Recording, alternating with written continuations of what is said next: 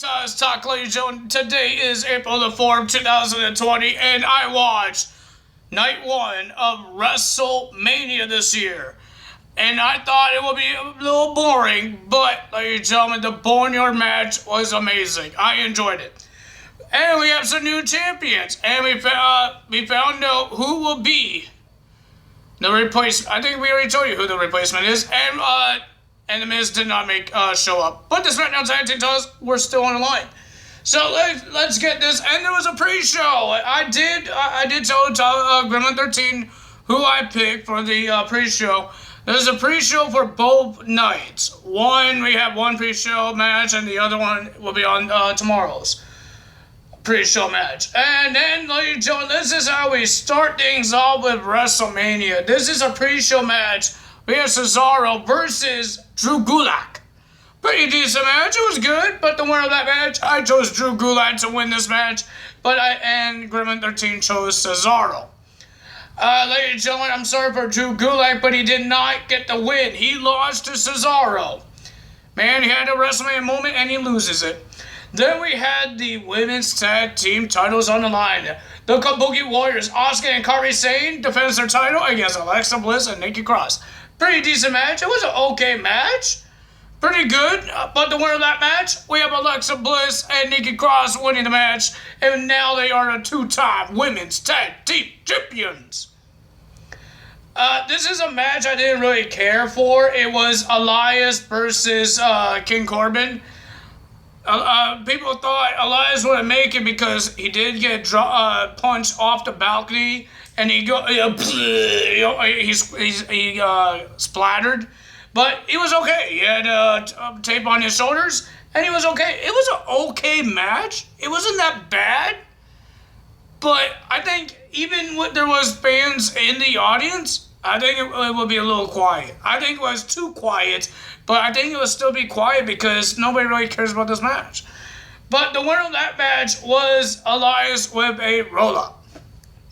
Then we have Becky Lynch defending her Raw Women's Championship against Shayna Baszler for the Raw Women's Championship. It was a pretty decent match, not a bad match, but the winner of that match, and still the champion after the choke thing that Shayna does, and then Becky flipped over, and then 1, 2, 3, Becky Lynch gets the win. She retains.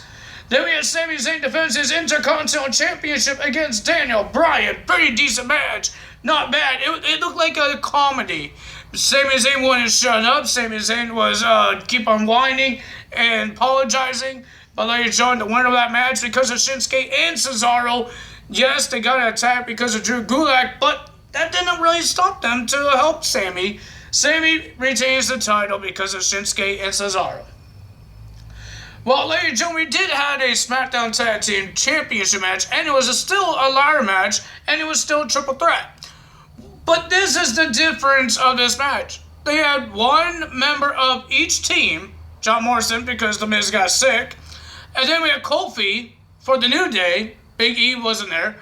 And we had Jimmy Uso for the Usos.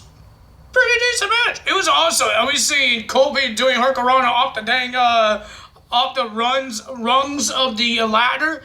We saw John Morrison do a flippy-doopy-doo off onto a ladder into the corner. It was crazy. But ladies and gentlemen, all three guys on top of the ladder unclipped the SmackDown Tag Team titles. They both were holding it, and they were punching each other. And then they did a headbutt. Kobe and Jimmy did a headbutt onto John Morrison, and he fell and landed on the ladder. The belts fell. John Morrison retained the titles. So that means John Morrison and The Miz retains the championships. It was a pretty...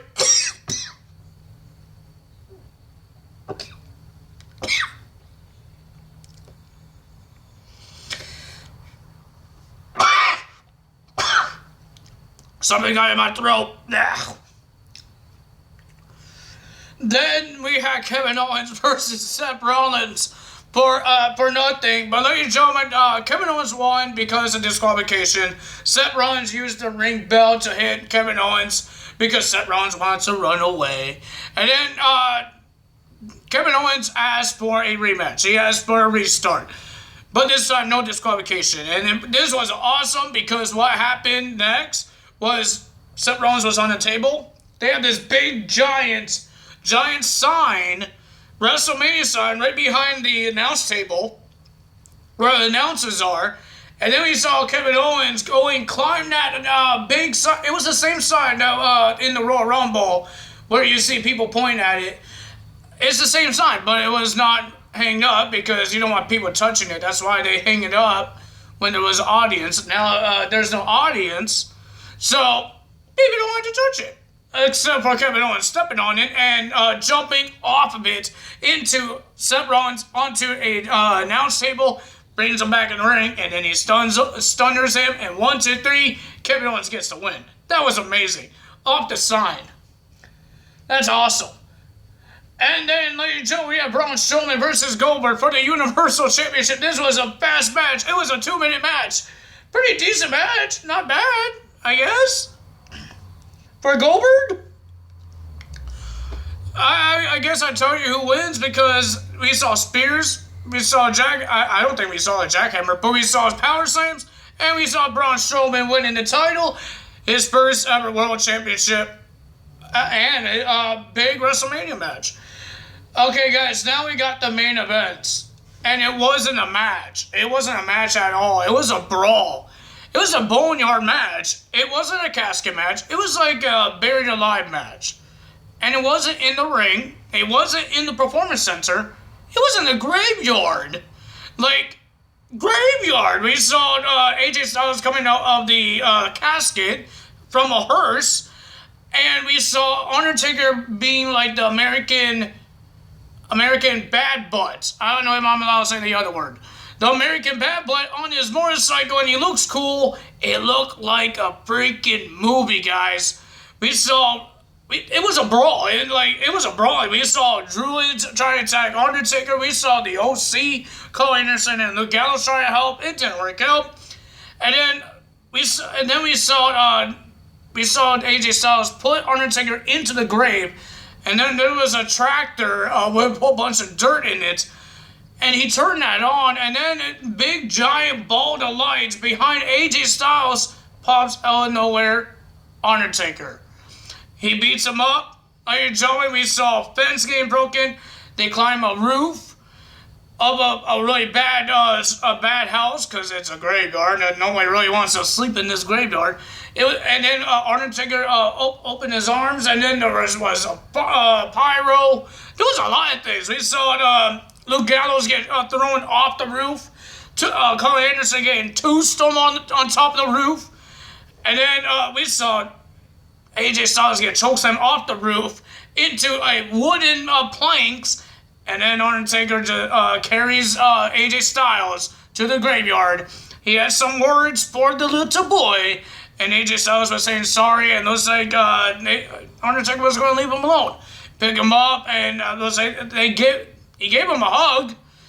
And then, like and gentlemen, he was about to walk away, and then he turned around and did a big boots onto AJ Styles into the graveyard. And then he turned on the tractor, and he dumped the dirt on AJ Styles. And then the gravestone had a cloth on it. He moved the cloth, and it says AJ Styles, rest in peace, 1977 to 2020. And then he just walked away. He drove his motorcycle away. Pyro happened. That's the end of WrestleMania. And I forgot one more thing. Another championship got changed hands. It was the 24/7 title. R-Truth was trying to be a little sneaky and asking Mojo Rawley and Gronk to be his bodyguards on this balcony that everybody likes to jump off above. And no, it didn't work out. Gronk hit him in the gut. He was about to get the pin. No, and Mojo got the pin. 1, 2, 3, Mojo Rawley is the new 24/7 champion. That title could be on any time. It doesn't have to have fans. We've seen it on the golf course. We've seen it in the middle of the streets. We've seen it on the airport. It doesn't need fans for that title. So night 1 in my bet with Grumman 13, I have I had to keep score because we have tomorrow to do too. I have 8, and Grillman 13 has 5. That's only night 1. I'm winning on night 1, and we still have tomorrow night for night 2, and the total of the score will happen on the next video. Ladies and gentlemen, I thought the Boneyard match was amazing. I'm hoping they do something crazy for the Firefly Funhouse match. But ladies and gentlemen, I think you guys should go see. If you guys think, oh, WrestleMania is gonna be boring, you guys should go see this match. Go see The Undertaker versus AJ Styles. It didn't look like a match. It looked like a movie. It was funny. You will say, what the heck am I watching? Because that's what I said. But ladies and gentlemen, it was amazing. I thought it was pretty cool. And I never thought it would happen because I thought people can't go outside and they went to the graveyard. But ladies and gentlemen, it was pretty decent. It was awesome. I enjoyed it. I'm enjoying WrestleMania for night 1. Let's see what happens on night 2. When Drew McIntyre versus Brock Lesnar, the last man standing match. What else we have? John Cena and Bray Wyatt, Otis and Dolph Ziggler. More personal things. I don't think there's any boring matches that are happening on Raw. Night 2. That I don't want to watch. Is there? Hold on, I'm gonna check. Hold on, guys. I need to do my outro. Hold on. Pretty sure it's always boring.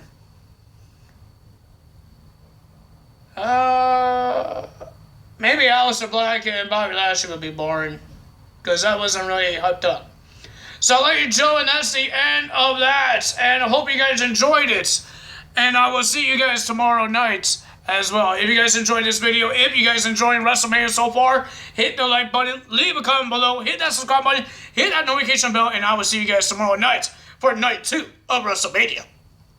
Tyler is out. Bye!